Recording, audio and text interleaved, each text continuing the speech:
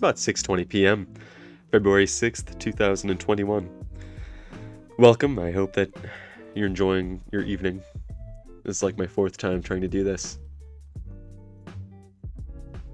There were a couple things I wanted to talk about tonight, and I have to talk about them now, otherwise I won't be able to later. Specifically,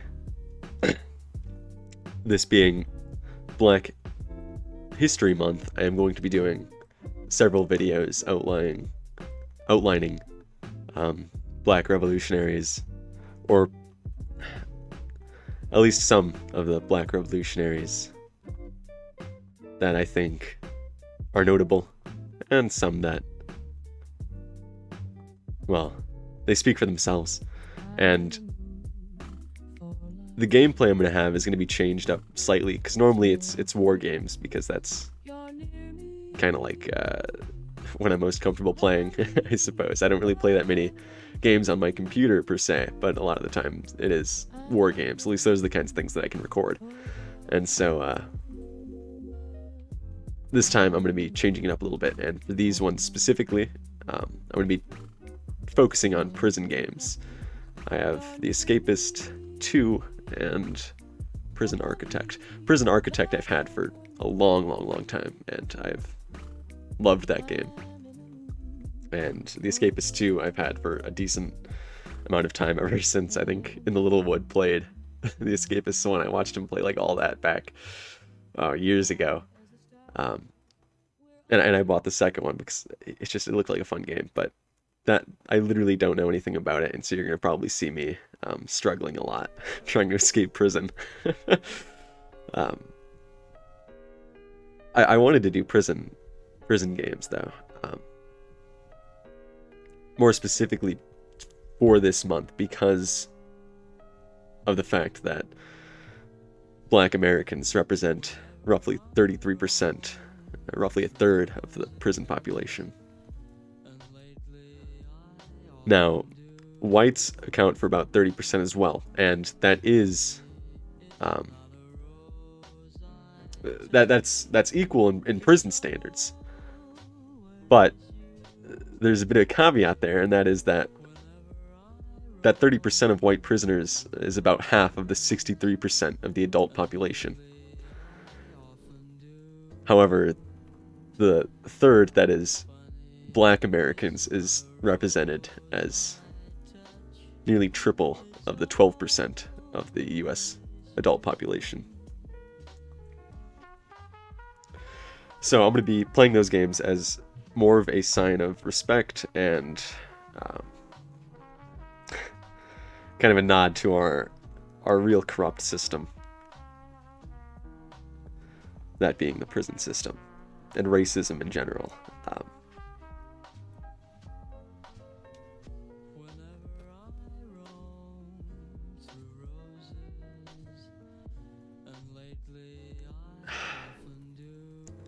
A friend of mine posted something earlier today about somebody that they knew that was doing blackface, and that obviously they were very much against it, and my friend is black, and so I shouldn't have to explain why blackface is wrong, but people were apparently telling him that, like, it was just a joke. It's not just a joke.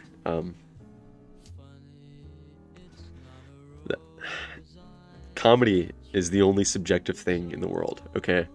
And if you're gonna make a joke like that, keep it to your small circles. Don't do something like that in public.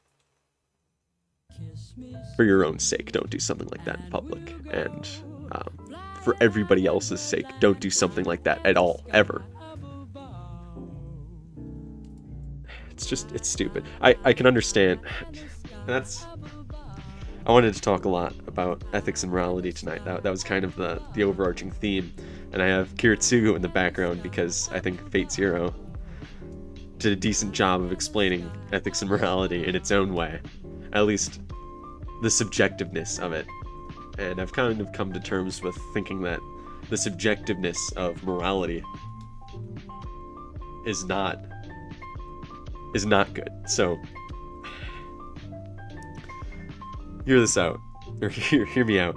If you can get somebody okay, that can say that ethics or morality is something that is based on where they live or a time period or anything like that. Any kind of playing with the words. They are allowing murder to happen. Why do I say that?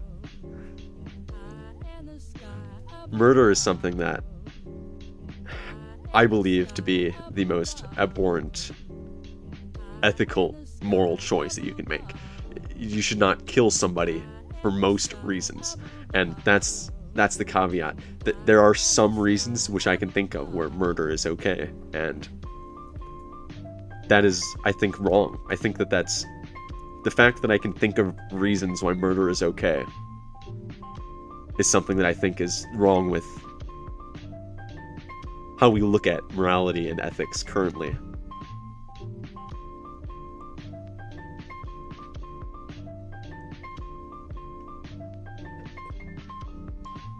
It's very, very, very touchy. It's like,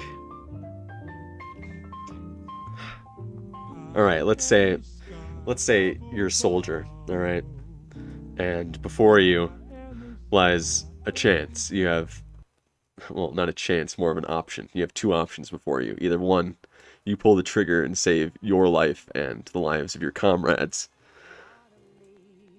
and end up killing somebody, or you don't kill somebody and end up dying and losing all of your comrades in return. That is the very essence of war. That is the very essence of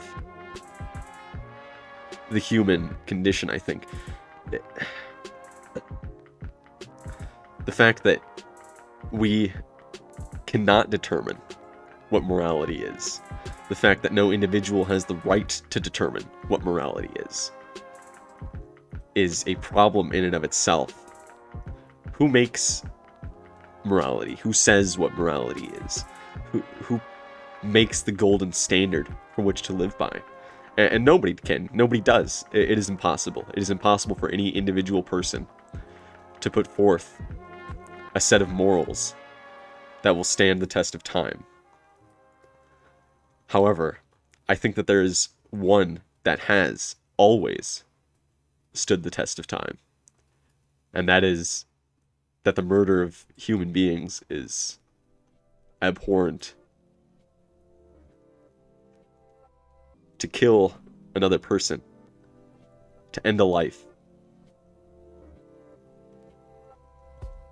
I think that's one of the lines. That's one of the lines that we can't cross.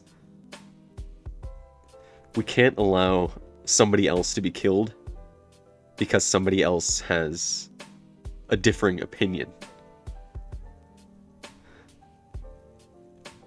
We can't allow things like what happened to Thomas Sankara to happen. We can't allow people to come into power through murder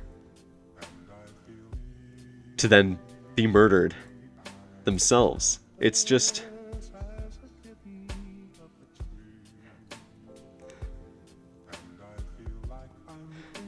I'm really glad I learned about Thomas Sankara. I think that really says, his story says something about where humans are currently.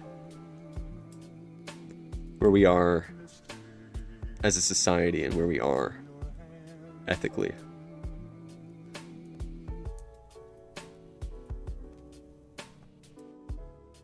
Since morality is something that can't be moved by my own standard, right? So I've already determined that morality is something that is immovable. And I've also already determined that no individual can formulate what morality is. We have a unique problem in determining what morality is.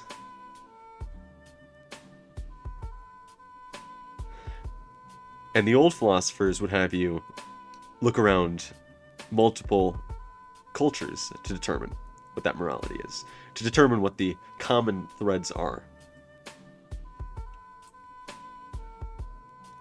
And there are a few things that we can still learn from from ancient civilizations and from our own civilizations that I don't think we ever put enough thought into.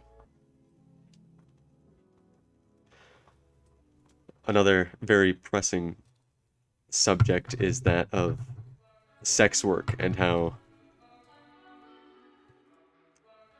the perversion of man. That's how I see it, at least. We've allowed, our society at least has allowed, essentially what is lust to overtake us in at least some capacity.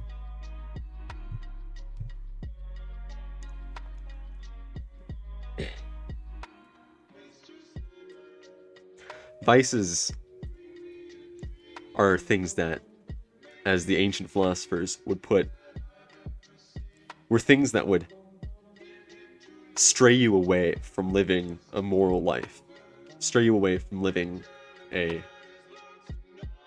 life with which you could move forward and with which you could understand your own humanity in.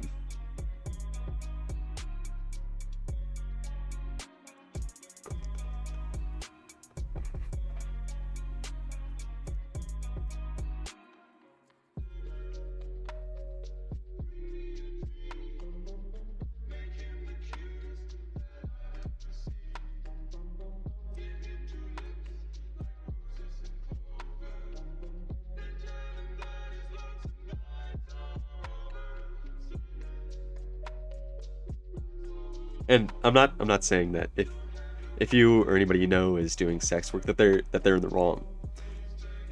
We have apparently as a society determined that that is something that is okay. And I can agree to that. I can definitely point at individuals that do that kind of stuff and say that they are not morally wrong for doing that.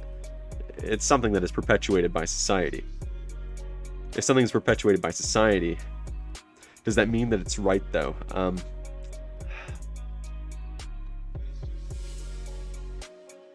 I'm very conflicted on this.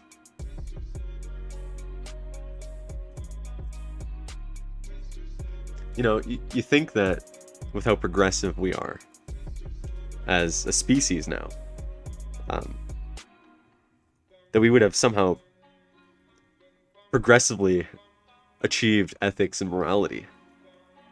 But I don't think we have. I think it's an innate human trait to be immoral. To some extent. And that's why morals cannot be moved. It's very, very conflicting, and I know it probably sounds very confusing, but believe me, I'm just as confused, and I'm the one talking about it.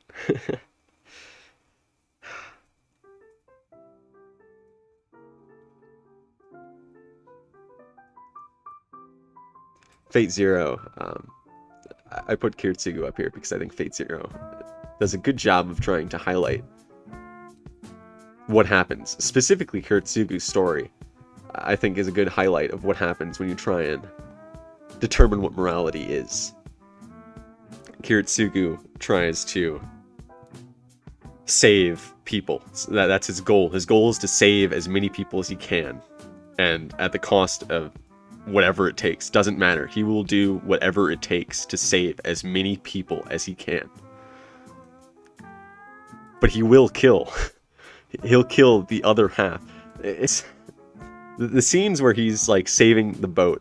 That's what I'm referring to. When he's saving like one boat and then it's just getting smaller and smaller and smaller, and you see that that nobody's really being saved. It's very, very, it's poetic, and it's a very good highlight, I think, of what moral relativism, what moving morality, the subjectiveness of it. I think that's a very good example of why morality cannot be moved, why morality is something that we as humans cannot determine. Kiritsugu eventually decides to save one person, and in doing so, he saves himself.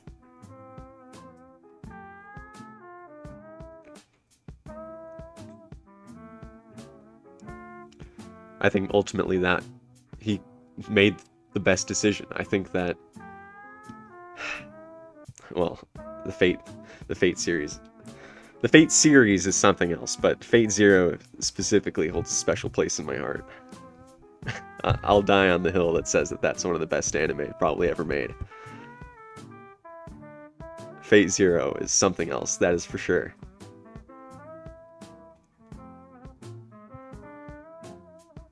Kiritsugu is a cool character, but he does highlight what morality is.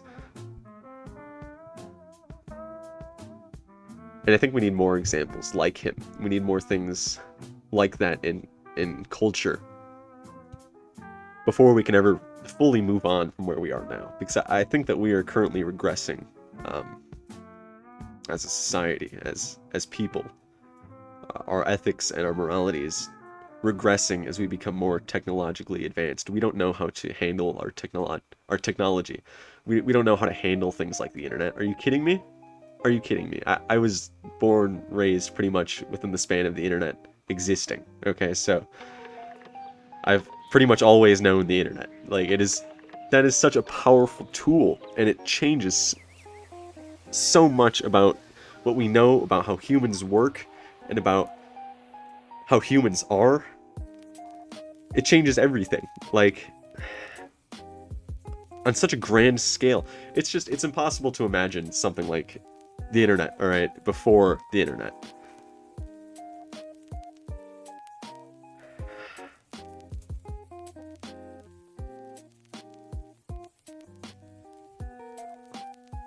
I don't think that we're ready as a species to fully handle the internet.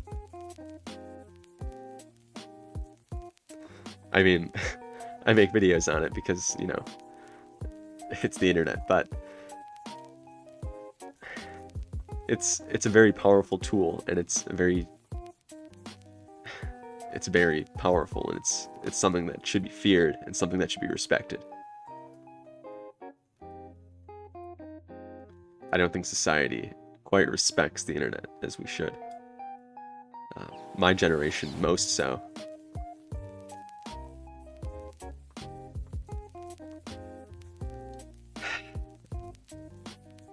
I know that that's a biased perspective, but well, that's all I can offer, biased perspectives.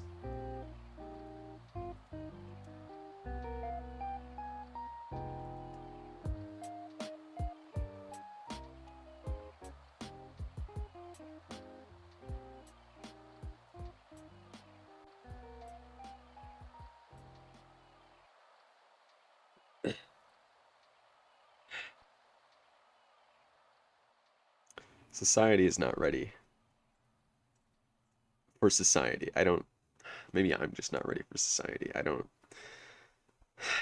It's hard because I can look at society and I can say that these things are wrong, but then I still go out and I have to interact in society. I have to be a member of society. I have to participate in things that I know are wrong, and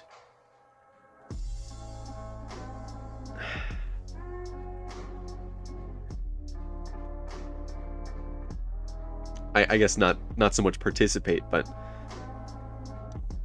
I guess we just all have to acknowledge that things are wrong, and the fact that the amount of people that are saying that things like morality is subjective it's just abhorrent. It's very, very dangerous. And I was trying to make that point clear with my revolutionary videos, that in a broad sense, we can't determine what ethics are. No human can. But we can fight for what we believe in. Whatever our beliefs may be, we can fight for them. And in doing so, we can become stronger and we can become better than we were. And I think ultimately that is the best course of action for us.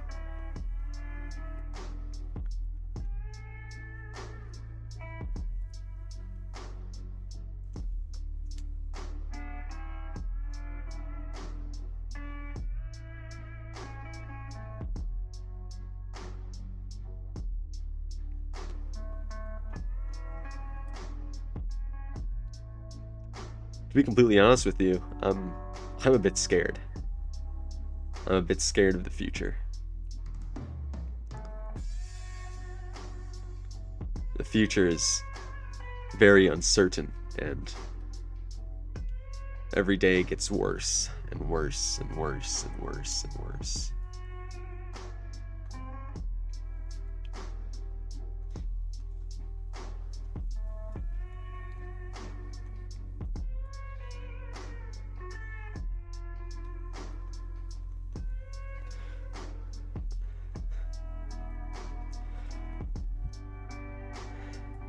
This might have been a bit of a weird video for you to have to listen to me talk about all this, but I'm glad that you've stuck around, and I'm glad that you're still here if you are listening.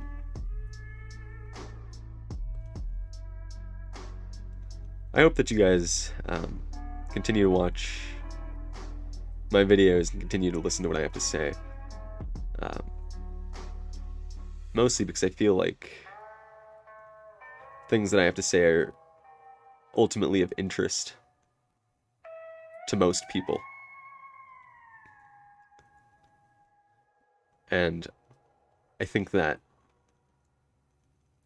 people, well, they would resonate with my kind of stuff, you know?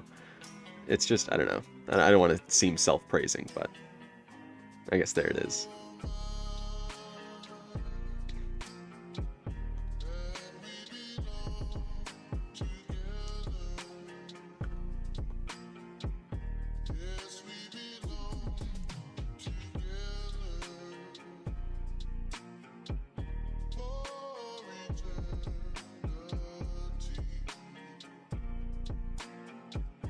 Morality and ethics are very...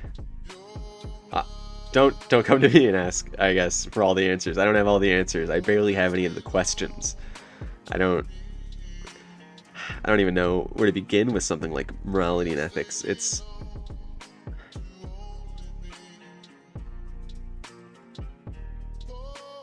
I don't know where to begin, but I know what we should avoid. I know that we should avoid our own bias. We should avoid putting ourselves in front of morality and in front of ethics. We should avoid doing that, even if that is impossible. Because only then can we even begin to understand what is actually right. What is actually morally correct. A morally right action to take. There is no standard. Believe me, I've looked. There is no standard for living. There's no standard of anywhere you go in the world that things will be different, and I don't know.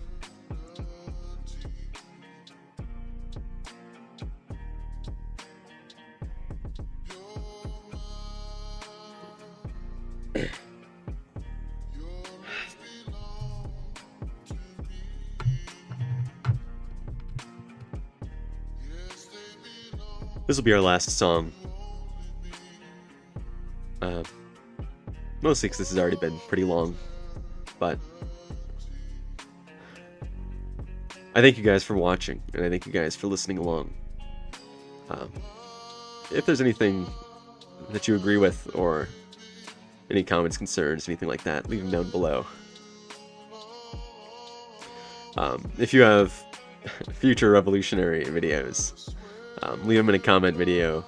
Leave them in a comment on some video, and I might get around to them. There are a lot of revolutionaries that I don't know about, and a lot of struggles that aren't clear to most people. There are a lot of people that go under the radar when they shouldn't. A lot of people that fight for what they believe in.